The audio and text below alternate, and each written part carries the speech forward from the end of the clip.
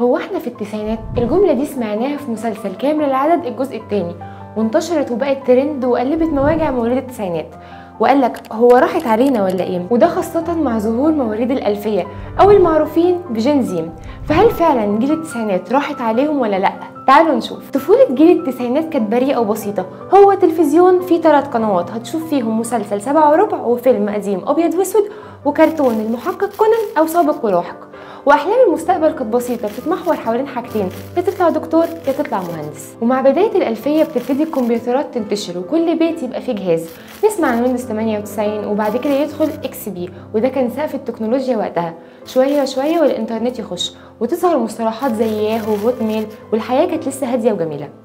بتعدي السنين ومواليد التسعينات يلاقوا نفسهم في الجامعه ومش بيلاحقوا على اللي بيحصل، ثورات بتضرب الشرق الاوسط كله وبتغير الحياه 180 درجه، يبتدوا يهدوا شويه وياخدوا نفسهم، يلاقوا الاوضاع الاقتصاديه بقت متكركبه، يحاولوا يتاقلموا، نلاقي جائحه كورونا دخلت علينا والحياه كلها وقفت، لا واختاموها مسك الحرب بين روسيا واوكرانيا. فجاه مواليد التسعينات يلاقوا نفسهم في الثلاثينات، ده حصل امتى وازاي محدش عارف. انا زيك نمت صحيت لقيت عندي 30 سنه وما عملتش حاجه في حياتي. هل الموضوع بيقف لحد هنا؟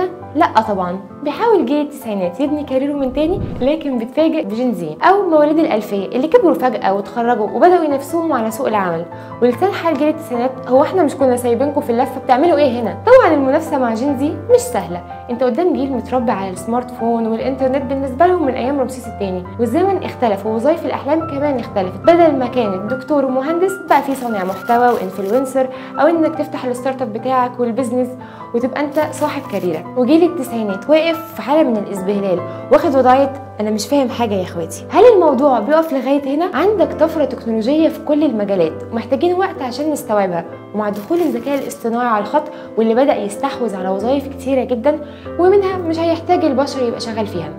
طبعا جيل التسعينات مع كل التحولات السريعه دي حصل له زي حاله من الارتباك، منهم اللي حاول يتكيف مع الموضوع ويجريه، ومنهم اللي فضل في نفس مكانه، ومنهم اللي دخل في حاله نوستالجيا ايام زمان بتاعت لمه العيله والفرجه على الضوء الشارد وان هم يستنوا نشره الساعه 9. فايه رايكم بقى؟ هل جيل التسعينات فعلا جيل مش محظوظ؟